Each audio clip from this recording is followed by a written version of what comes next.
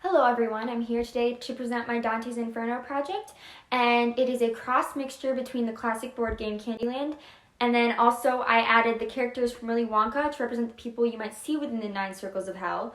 So explaining the concept, the classic Candyland board game focuses on moving through the colored path to try to get up to the Candy King. Well, there's stops along the way that you have to make to get up to the top. And I used these stops and added a few of my own to create the 9 circles of hell. The characters are seen throughout, and they're there receiving whatever punishment they had for their sins. I hope you enjoyed the game of hell and the eternal torture that follows. Before we start, I'll explain a little bit more about my spiritual guide.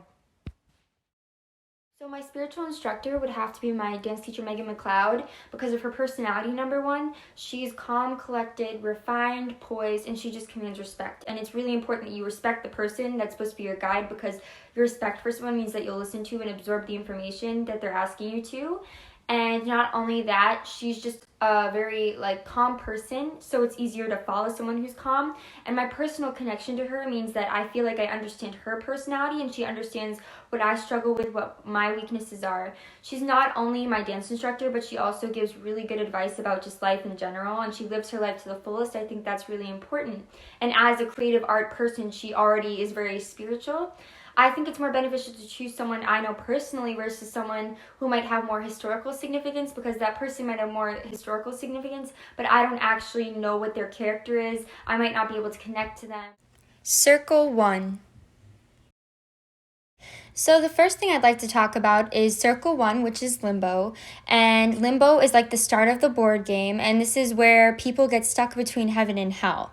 And Charlie Bucket is from Willy Wonka, and he's the perfect character to represent someone who's in limbo, because he doesn't really choose between good and bad throughout the whole time he's going throughout the factory. You look at him, and while other characters continue to do things that Willy Wonka asks him not to, he usually doesn't, but he doesn't try to stop other characters until he does do something bad.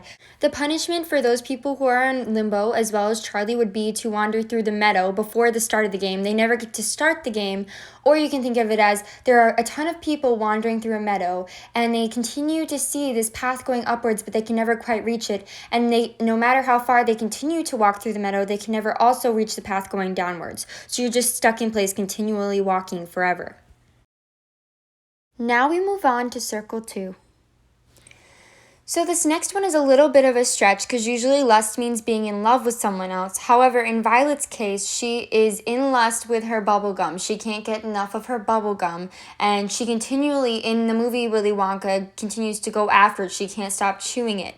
And this is important because she's getting swept away by her lust for bubblegum, and this is represented by a river. So in this case, the punishment for being swept away by lust would to be actually swept away in a river. So her clothing is wet and dripping, and anyone who commits the sin of lust will be forced forever to be swept away and drowned in a river. Circle 3. In circle number 3, we meet Veruca Salt. Veruca Salt is known for saying, "I want it now," and she would be found in circle 3 because of her greed. She constantly wants things. She's used to getting what she wants, and the punishment for people like Veruca would be to continue for ever eternity to walk over piles of money. Now, that might not seem so bad, but money actually isn't all that comfortable. We're talking coins and cash, and just continuing to sink into piles of money. And it doesn't have any monetary value in hell. Circle 4. So usually by this time in the board game of Candyland, you are visiting Nana Nut's house, and I have turned this into a punishment area for people who are gluttonous.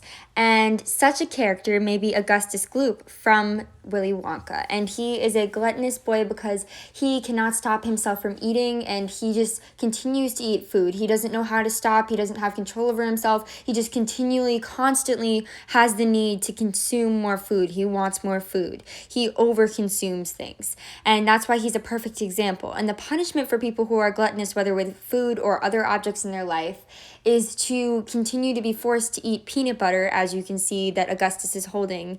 And you are actually allergic to peanut butter. So you are forced to eat peanut butter even though you can suffer an allergic reaction constantly. And now we have officially concluded our 3 circles of the sins of weakness. And I have Veruca here and Violet to show you a little bit more detail of the cards. And now we're going to move on to the sins of malice. Circle 5. So in circle 5, as you can see on the game board, we're at the peppermint mark.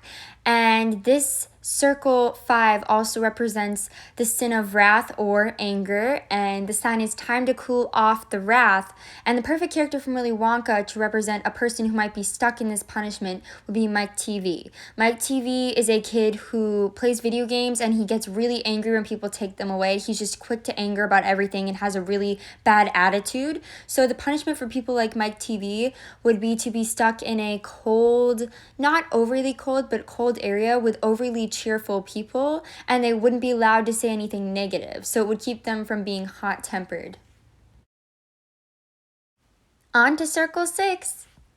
Circle 6 in Dante's Inferno usually focuses on people who are violent, and in Candyland, this section is the licorice forest. I placed the doctor or the dentist who is the father of Willy Wonka in this forest because for a living he pulls out children's teeth, and in the backstory for Willy Wonka, he and his father don't have a very good relationship. His father doesn't allow him to have candy. His father's kind of an abusive father in general, according to Willy Wonka's past memories. So people who are violent or aggressive towards others would be stuck in a forest, similar to the licorice forest, and they would constantly be facing their inner fears, their inner demons. So they wouldn't be allowed to protect themselves from whatever came out of the woods and attacked them, whether it be brambles or wolves, etc. Now we move on to circle 7. So heretics were described in Dante's time as witches or people who went against the Catholic faith, which was the main religion at that time. And personally, I don't believe that the heretics today really exist. There are people of all different types of religions, so their punishment is going to be relatively mild. The character that could represent a heretic, quote unquote, from the movie Willy Wonka would be the Oompa Loompas. They're these unexplainably weird-looking creatures who Willy Wonka says he gets from a magical, weird jungle filled with monsters. And these little men basically control all the things in the factory. They make magical things happen, and they're constantly singing, which is pretty suspicious. And in the actual board game, this is the Lollipop Forest or Wood. And I think that the punishment for people who are heretics or witches would be to be unable to see the difference between reality and what's imaginary. So they may be surrounded by mirrors or crystal balls, and they just wouldn't be able to predict whether what they were seeing is real or not. I have all the characters that represent the sins of malice. And what I think is also really important to remember is the sins of malice are against other people, usually being violent or doing actions towards someone that is not yourself. And this board game has continually progressed with the punishments and the harshness of what that punishment is for the sin. So we are moving on to the 2 final circles of hell, number 8 and 9. And these circles represent the ultimate sins of pride and betrayal. This is just an important side note. Pride and betrayal are also the same as treachery and fraudulence, and they're both the last 2 most important sins based on history and the past history of the Christian religion. And as we move on to these 2 sins, they're going to be represented on the Candyland board by the higher up, so it's getting closest to the ending of the game, which would be the castle, which in the actual Dante's Inferno, the castle with the king would represent Satan, the epitome of sin. We are now moving on up to circle 8. In the Candyland board game, you would now reach the stage of the Frost Castle or Palace, and this is right before the final stage of the King. And this would represent the sin of fraudulence or pride, and the character who would represent the sin would be Grandpa Joe from the movie Willy Wonka. Grandpa Joe is too prideful to tell Willy Wonka. He tells Charlie to lie about the fact that they both disobeyed Willy Wonka and took bubble floating juice so they could float in the bubble room, and because of this, they almost died. But it was his pride that kept him from telling the truth.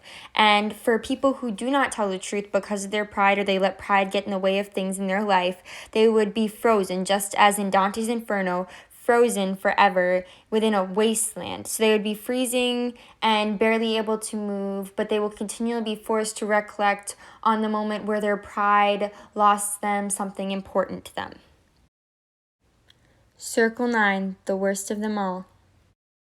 Throughout this whole game, we have been talking about characters and how their sins have put them into these circles of hell.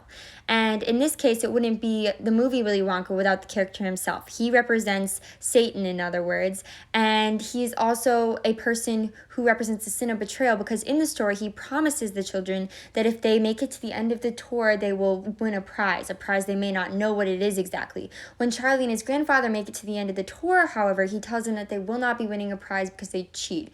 He betrayed all of their trust by trying to get them to fail at the task that they were given, and because of this, he's a perfect representation. And in this castle of sin, or the Candy Castle as it actually is in the actual board game of Candyland, the punishment for this sin would be to be forced forever to replay an event where the one person you cared about most or loved in your life would betray you over and over and over again. And you would also be forced to stand and endure this while you were on a fire staked up and you're burning to death. That would be the end. Finally, this is an overview of the board game overall and just shows you how you would walk through your path on the actual board game that I created and the characters that you would see in the different circles or areas along the way.